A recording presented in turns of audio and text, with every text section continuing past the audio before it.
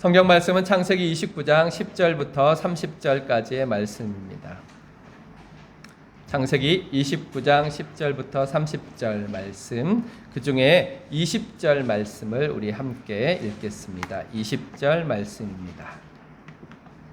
야곱이 라헬을 위하여 7년 동안 라반을 섬겼으나 그를 사랑하는 까닭에 7년을 며칠같이 여겼더라. 아멘. 하란에서의 야곱 두 번째 시간입니다. 야곱 결혼을 하다. 야곱이 결혼을 했습니다. 우연은 없습니다. 세상에 그 어느 것도 우연히 이루어지는 것은 없습니다. 우리의 삶에 찾아오는 모든 만남과 사건들은 필연적인 인과관계를 가지고 있습니다. 이 필연적인 원인과 결과를 연결하시는 분이 하나님이십니다. 하나님의 계획은 반드시 이루어집니다. 전능하신 하나님께서 전능하신 지혜와 전능하신 능력으로 그 일을 이루어 가시기 때문입니다. 그러므로 우리에게 있는 모든 만남과 모든 사건은 신적인 이유와 신적인 목적이 있는 것입니다. 그러므로 겸손해야 합니다. 그냥 쉽게 우리 주변에서 일어나는 일을 판단하지 마십시오. 그냥 쉽게 우리 주변에 일어나는 일을 비판하지 마십시오. 거기에는 하나님의 뜻과 하나님의 계획이 담겨 있습니다. 알지 못하고 화를 내고 알지 못하고 기뻐하는 어리석음에 빠지지 않기 위해서는 우리는 항상 겸손하게 이 일이 하나님으로부터 왔다고 고백하며 생각해야 합니다. 야곱은 전혀 모르는 곳으로 갔습니다. 그러나 그곳에서도 삶이 이어져서 하란에서의 삶을 살아가게 됩니다. 지난주에 살펴봤던 것처럼 하란에 도착한 야곱은 가족들을, 친지들을 만나게 됩니다. 오늘 말씀을 나누고 싶은데 그 두 가지로 생각하기를 원합니다. 하나는 야곱 라헬을 만나다, 야곱 결혼을 하다, 이렇게 두 가지 생각을 해보려고 합니다. 먼저 야곱 라헬을 만나다입니다.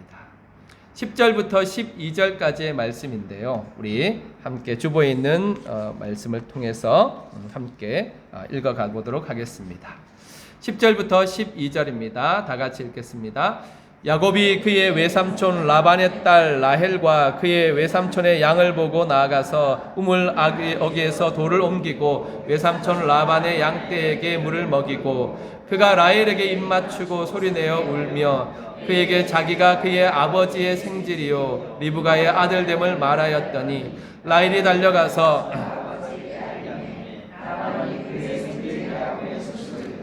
달려와서 그를 영접하여 안고 입맞추며 자기 집으로 인도하여 드리니 야곱이 자기의 모든 일을 라반에게 말하며 아멘. 야곱이 라헬을 만났습니다. 그 만남은 참 낭만적입니다. 우물가에 앉아있는 야곱, 그리고 양떼를 몰고 오는 라헬, 그리고 우물을 덮고 있던 무거운 돌을 옮겨서 라헬이 몰고 온 양떼에게 물을 먹이는 야곱, 라헬에게 입맞추고 우는 야곱. 한번 머릿속으로 생각을 해보시기 바랍니다. 얼마나 드라마틱합니까? 한 남자가 지친 행색으로 우물가에 앉아 있습니다. 또 반대쪽에서는 한 여자가 양떼를 몰고 옵니다.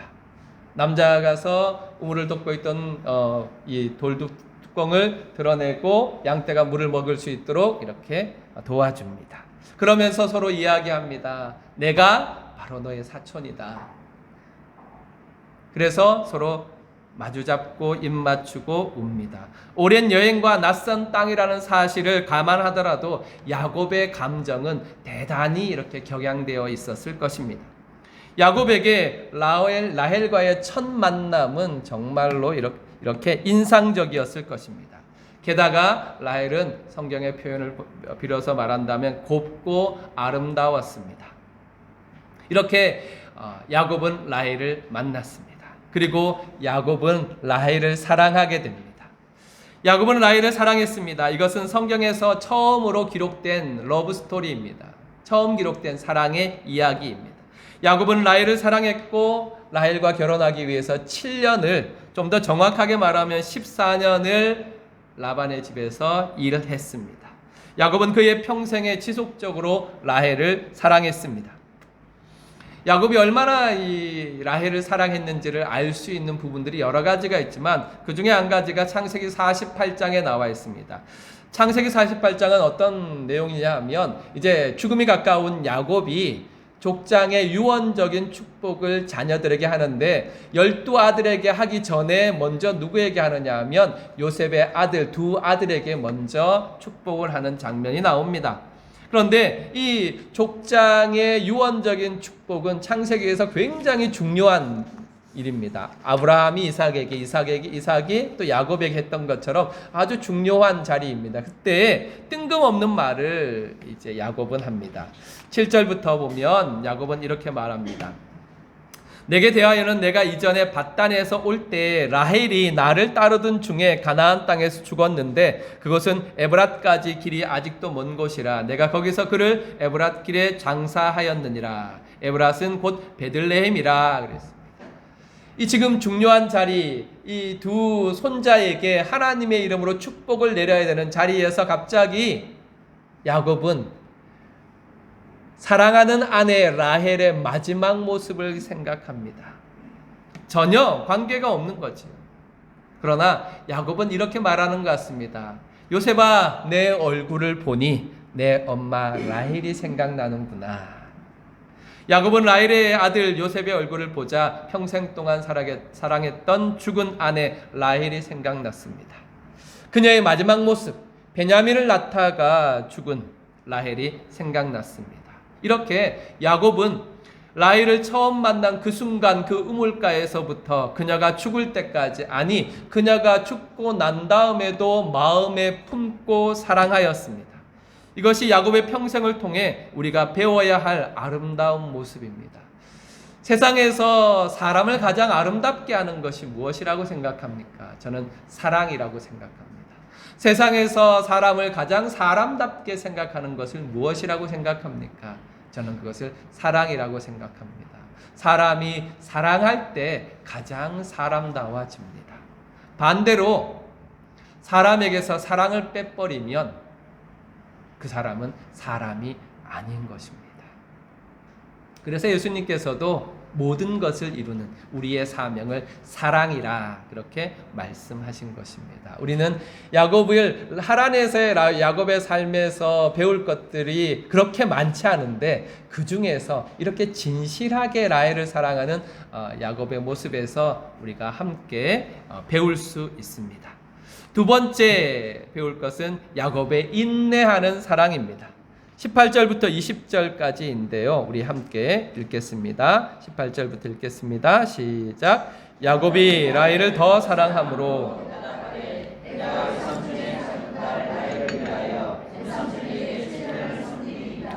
라반이 이르되 그를 내게 주는 것이 타인에게 주는 것보다 나으니 나와 함께 있으라. 야곱이 라헬을 위하여 7년 동안 라반을 섬겼으나 그를 사랑하는 까닭에 7년을 며칠같이 여겼더라. 그의 사랑에서 또 하나 더 배울 점이 있습니다. 그의 사랑은 인내하는 사랑이었습니다. 오늘 말씀에 보면 7년을 며칠같이라고 말했습니다. 야곱은 라헬과 결혼하기 위해서 7년을 일했습니다. 그런데 라헬을 사랑했기 때문에 그 사랑 때문에 7년을 며칠처럼 여겼다. 그렇게 성경은 기록하고 있습니다. 얼마나 아름다운 고백입니까? 도널드 반 하우스 목사님은 이 부분에서 이렇게 이야기했습니다. 하나님 안에서의 결혼은 세상에서 가장 멋진 일 중에 하나인데 야곱의 결혼은 하나님에 의해서 계획된 것이었다. 진실한 결혼은 하늘에서 만들어진다. 그렇게 이야기했습니다. 진실한 결혼은 하늘에서 만들어진다. 저는 이 말에 진지하고 그리고 전적으로 동의합니다. 모든 결혼은 하나님으로부터 시작됩니다. 그리고 하나님 안에서 이루어집니다. 그러므로 우리는 하나님 안에서 결혼해야 하며 하나님 안에서 결혼을 지켜가야 합니다. 그것은 영원까지 연결되는 것입니다. 그런데 왜 이 진실한 결혼이 위기를 맞이하게 됩니까? 왜 이 진실한 결혼이 위기를 맞이하고 깨어지는 걸까요? 도널드 반 하우스 목사님은 계속해서 이렇게 말합니다.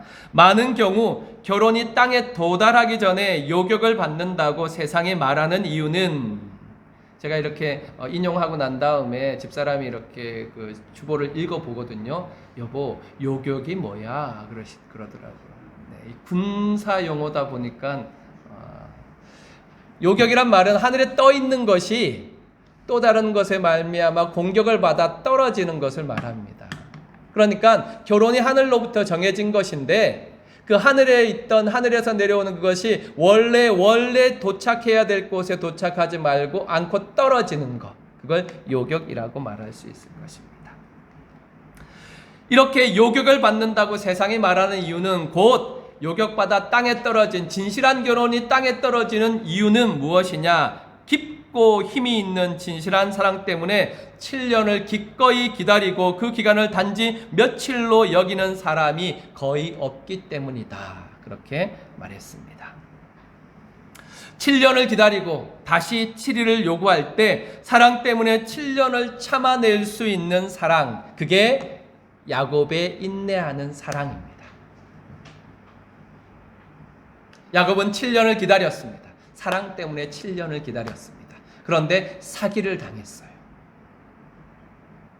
거기에 7일을 더 요구합니다. 7일을 더 섬겨라. 그러면 내가 라헬을 주겠다. 그래서 7일 더 섬기고 그리고 나서도 다시 7년을 더 일꾼으로 살아갔었는데 이 7년을 다시 참을 수 있는 사랑, 그 사랑이 야곱의 인내하는 사랑입니다. 너 때문에, 너를 사랑하기 때문에 나는 14년을 참을 수 있다. 그런 사랑이 없기 때문에 우리의 결혼은 위기를 맞게 되고 우리의 결혼은 요격을 받게 되는 것입니다. 진실한 사랑은 인내하는 사랑입니다. 사랑의 인내는 사랑 때문에 인내하는 기간이 전혀 문제가 되지 않는 깊고 힘이 있는 진실한 사랑으로부터 나옵니다. 야곱과 같이 평생을 가는 사랑, 죽음을 뛰어넘는 사랑은 이 세상을 살아가는 우리에게 주신 하나님의 큰 축복입니다. 이 축복이 우리 모두에게 있기를 축원합니다. 그래서 이렇게 한번 질문해 보고 싶습니다. 그런 사람이 나에게는 있는가? 그런 사람이 나에게는 있는가? 그런 사랑 아니고 그런 사랑, 내가 그렇게 사랑할 수 있는 사람. 이제 늦었다고 생각하지 마십시오. 결혼 속에 있는 성도들은 배우자를 7년을 하루같이 사랑해 갑시다. 하나님으로부터 시작된 결혼을 인내하는 사랑으로 지켜냅시다. 보통 원수라고 안 하죠. 왼수라고 하죠. 왼수. 네. 저 뒤에서 들렸어요. 왼수 이렇게 하는 게 들렸어요. 네. 왼수를 정말 사랑해야 돼요. 인내하는 사랑으로. 그래서 아까 제가 말씀드렸잖아요. 내가 너 때문에 14년을 참는다. 목사님 20년이 넘었습니다. 14년을 참는다. 사랑하기 때문에. 그런 마음으로 인내하는 사랑으로 우리의 결혼을 지켜갑시다. 결혼 밖에 있는 성도들은 소망합시다. 하나님으로부터 시작되는 그런 사랑, 그 진실한 사랑, 깊고 힘 있는 사랑을 기도하며 만들어 갑시다. 이루마, 그런 사랑을 만들어 갑시다. 소망하면서, 기도하면서 그런 진실하고 힘 있는 사랑을 만들어 가길 바랍니다. 네, 아멘 했어요. 네. 모든 성도들은 내가 평생을 사랑할 만남들을 만들어 갑시다. 예루살렘에서 땅끝까지 나아가 만남과 만남 속에서 하나님으로부터 시작된, 아니 하나님이 주신 영원을 두고 사랑할 사람들과의 만남을 만들어 갑시다. 다시 한번 질문합니다. 그런 사람이 나에게 있습니까? 영원을 두고 사랑할 사람. 세상의 사랑은 끝까지 간다 해도 이 땅에서의 사랑입니다. 70년, 80년, 길면 100년의 사랑입니다. 그러나 우리 성도들의 사랑은 영원을 두고 간직하는 사랑입니다. 하나님이 계획하시고 하나님이 주신 그런 사랑을 우리는 만들어 가야 할 것입니다. 그러므로 오늘 우리가 소원해야 될 것은 하나님, 영원을 두고 사랑할 사람, 그 사람을 나에게 허락하여 주옵소서. 그래서 내 이 오늘의 만남과 내일의 만남 속에서 이 영원한 사랑을 만나게 하옵소서. 이걸 단순하게 배우자, 자녀, 형제만 말하는 것이 아닙니다. 하나님께서 계획하신 만남이 얼마나 풍성한지 모릅니다. 우리 주변의 이웃들이 얼마나 많이 있습니까? 그 이웃들 속에서 하나님께서는 우리가 영원한 사랑을 맺기를 원하십니다. 정말로 야곱이 진실하게 사랑했던 것처럼, 야곱이 인내하며 사랑했던 것처럼 그 사랑을 만들어 가기를 원하십니다. 그러므로 저와 여러분 모두에게 그런 사랑, 영혼을 두고 사랑할 사람들이 하나, 둘, 셋 늘어가시기를 주님의 이름으로 축원합니다. 아멘. 두 번째, 야곱 라반에게 속다입니다. 25절부터 우리 26절까지 함께 읽겠습니다. 시작. 야곱이 아침에 보니 레아라 라반에게 이르되 외삼촌이 어찌하여 내게 이같이 행하셨나이까?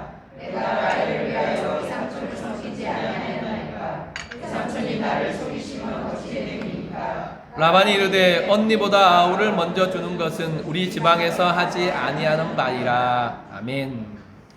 속이는 자가 속임을 당했습니다. 아이러니 아닙니까? 잘 속였던 그 사람 야곱이 속임을 당했습니다. 인간적으로 볼 때 야곱이 그렇게 만만한 사람은 아닙니다. 그는 형 에서를 속였습니다. 아버지 이삭을 속였습니다. 형 에서를 속여 팥죽 한 그릇에 장자권을 사낸 사람 아닙니까? 아버지 이삭을 속여 에서에게 갈 장자의 축복을 가로챘던 사람 아닙니까? 그러나 더 만만치 않은 고수를 만났습니다. 바로 그의 삼촌 라반입니다. 산전수전 다 겪은 라반에게 야곱은 아직 애송이였습니다. 14절에 라반은 이렇게 이야기합니다. 라반이 이르되 너는 참으로 내 혈육이로다 하였더라. 야곱이 한 달을 그와 함께 거주하더니 라반이 야곱에게 이르되 내가 비록 내 생질이나 어찌 그저 내 일을 하겠느냐, 내 품삯을 어떻게 할지 내게 말하라고 라반이 이야기합니다. 라반의 말은 딱 들으면 공정해 보입니다. 내가 내 조카라도 내가 어떻게 공짜로 너를 일을 시키겠느냐, 내 품삯을 네가 말해봐라, 그렇게 말합니다. 그러나 그 속에는 라반의 숨은 의도가 담겨 있습니다. 한 달이 지났다. 이제 너의 특권, 혈육 어드밴테이지는 끝났다. 너는 이제 일해야 한다. 나는 너를 앞으로 내 집에서 일꾼으로 여기겠다. 이게 라반의 속뜻이었습니다. 이제 야곱은 라반을 위해 일해야만 했습니다. 그런데 이런 라반의 행동은 24장과 비교해 볼 때 더 잘 이해할 수 있습니다. 지난주에도 이 야곱의 라헬을 만나는 첫 번째 모습을 우리가 더 잘 이해하기 위해서 24장에 엘리에셀이 처음 왔을 때 리브가를 만났을 때 만남과 비교해서 읽어봤습니다. 그 속에 라반이 처음 나옵니다. 라반이 그때 어떻게 행동했는지를 보면 라반이 왜 야곱에서 이렇게 했느냐를 알 수 있는 것입니다. 24장에 보면 라반은 아브라함의 종 엘리에셀을 만났습니다. 라반이 급히 뛰어갔어요. 그런데 왜 뛰어갔느냐? 왜 엘리에셀을 향하여 뛰어갔느냐? 그때 엘리에셀은 낙타 10필에 가득 혼수품을 싣고 왔습니다. 24장 10절에 보면 그의 주인의 모든 좋은 것을 가지고 왔다, 그렇게 말합니다. 그의 주인 아브라함이 신부를 얻기 위해서, 며느리를 얻기 위해서 혼수품을 낙타 10마리에 가득 실어서 보낸 것입니다. 엘리에셀은 그 보물들을 라반과 그의 어머니에게 주었습니다. 그때 성경은 라반에 대해서 이렇게 기록합니다. 뭐라고 기록하느냐 하면 30절에 보면 그의 누이의 코걸이와 그 손의 손목걸이를 보고 그랬습니다. 보고. 그러니까 라반은 재물을 주목하여 보는 자였습니다. 이야, 이게 도대체 뭐냐? 귀걸이를 보고 팔찌를 보고 급히 달려가서 엘리에셀을 영접해 드렸습니다. 라반은 야곱이 왔을 때 옛 경험이 생각났습니다. 다시 그때처럼 이렇게 생각했을 것입니다. 여동생 리브가가 이삭에게 시집갈 때 받은 많은 혼수품을 기대했을 수도 있습니다. 그런데 한 달이 지나고 보니, 자초지정을 들어보니 야곱은 도망자 신세였습니다. 아무것도 가져온 게 없었습니다. 그가 기대할 만한 아무것도 없었습니다. 그가 야곱에게 기대할 수 있는 것은 오직 야곱의 노동력뿐이었습니다. 라반의 의도가 담긴 질문, 너 이제 일해라 하는 이 질문에 야곱은 예상치 못했던 대답을 합니다. 18절에 보면 야곱이 라헬을 더 사랑함으로 대답하되 내가 외삼촌의 작은 딸 라헬을 위하여 외삼촌에게 7년을 섬기리이다. 그렇게 말합니다. 야곱은 뭘 이야기하느냐 하면 이제 내게 지참금이 없기 때문에 그 지참금 대신 내가 7년을 일하겠습니다. 라헬을 주십시오. 그렇게 요구한 것입니다. 라반은 허락합니다. 그의 말 그대로 손해날 것이 없었기 때문입니다. 딸을 조카에게 시집 보내는 것도 손해날 것이 없었고 지참금조로 7년 동안 일하고 돈을 지불하지 않는 것도 손해볼 것이 없었습니다. 그래서 라반은 이야기합니다. 라반이 이르되 그를 내게 주는 것이 타인에게 주는 것보다 나으니 나와 함께 있으라 허락합니다. 그렇게 야곱과 라헬의 약혼이 이루어졌습니다. 7년이 지난 후 야곱은 정당한 요구를 합니다. 7년의 세월을 하루같이 지났습니다. 그리고 야곱은 정당한 요구를 합니다. 20절과 21절에 야곱이 라헬을 위하여 7년 동안 라반을 섬겼으나 그를 사랑하는 까닭에 7년을 며칠같이 여겼더라. 야곱이 라반에게 이르되 내 기한이 찼으니 내 아내를 내게 주소서 내가 그에게 들어가겠나이다고 정당하게 요구합니다. 그래서 이제 야곱과 라헬의 결혼식이 진행됩니다. 그러나 이것은 야곱의 착각이었습니다. 라반은 결혼식을 준비하는데 여기에 라반의 속임수가 담겨 있었습니다. 라반은 라헬이 아니라 레아를 데리고 들어갑니다. 22절, 23절, 24절 함께 읽겠습니다. 시작.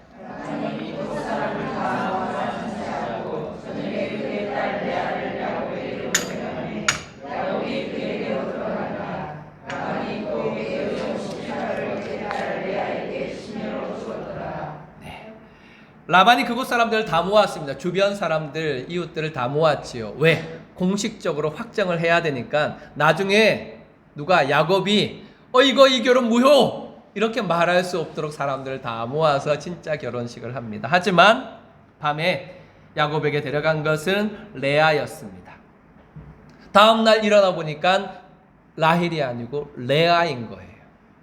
야곱이 화가 나서 삼촌에게 따집니다. 25절에 야곱이 아침에 보니 레아라 라반에게 이르되 외삼촌이 어찌하여 내게 이같이 행하셨나이까. 야곱이 보통 화가 난 것이 아닙니다. 그래서 어찌하여를 2번 합니다.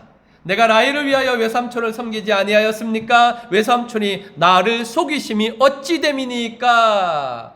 어찌하여 속였습니까? 어찌 됨입니까? 이렇게 격양되어서 삼촌에게 따집니다. 그런데 라반은 천연덕스럽습니다. 26절에 라반이 이르되 언니보다 아우를 먼저 주는 것은 우리 지방에서 하지 아니하는 바니라 그랬습니다. 외삼촌이 나를 속이심이 어찌 된 일입니까? 라고 따지는 야곱에게 라반은 딱 이야기합니다. 라반이 의도적으로 그렇게 한 것인지 의도적으로 그렇게 하지 않은 것인지 정확하게 알 수 없지만 라반의 변명은 먹혀들었습니다. 야곱은 라반의 말을 듣고 그대로 합니다. 그는 또다시 7년을 일합니다. 순순히 일합니다. 왜 그랬을까요? 그거는 언니보다 아우를 먼저 주는 것은 우리 지방에서 하지 아니하는 바라고 하는 라반의 말에 더 이상 할 말이 없었습니다. 왜냐하면 이 말을 통하여서 그는 그의 형의 장자권을 속여 빼앗은 자신의 지난 죄가 그대로 드러났기 때문에 그랬습니다. 하나님은 확실하고도 분명하게 당신의 일을 하십니다. 하나님은 확실하고도 분명하게 야곱을 벌하신 것입니다. 하나님의 사랑은 절대로 하나님의 거룩하심을 희생함으로 나타나지 않습니다. 하나님은 우리를 사랑하실 때 하나님의 거룩하심을 희생시키면서까지 사랑하시지는 않습니다. 하나님의 거룩하심을 반드시 지켜냅니다. 이 말은 대단히 무서운 말입니다. 하나님은 우리를 사랑하십니다.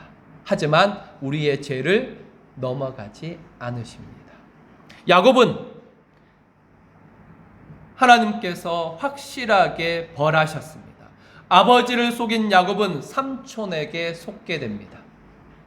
형의 장자권을 빼앗은 야곱은 레아의 장녀권을 책임져야만 했습니다.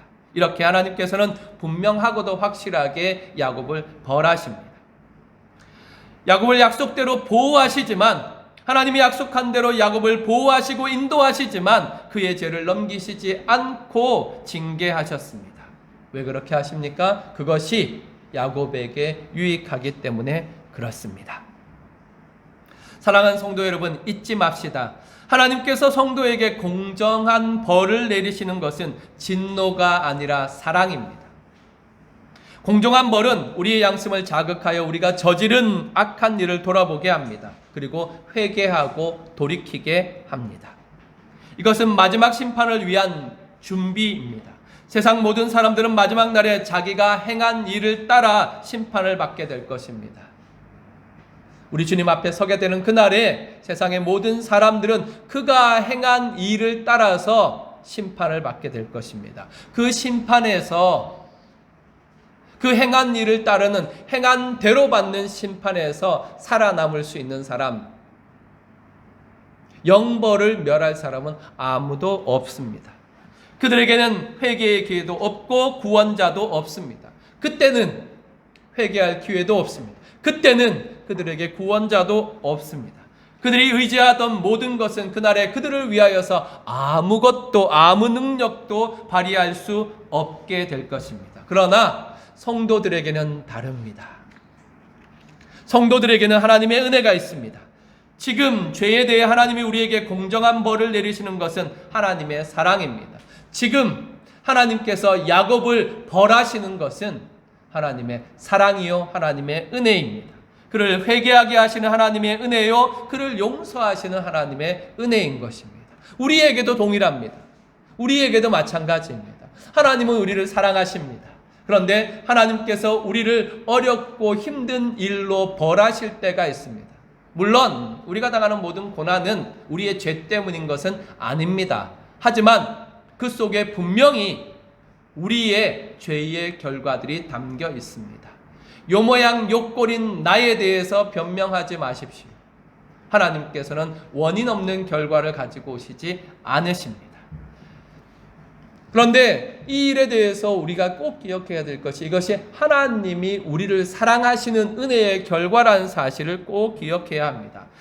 마지막 날에 이 은혜는 확실하게 나타날 것인데 우리 예수 그리스도 안에서 풍성하게 나타날 것입니다. 공정한 벌 생각해 보십시오.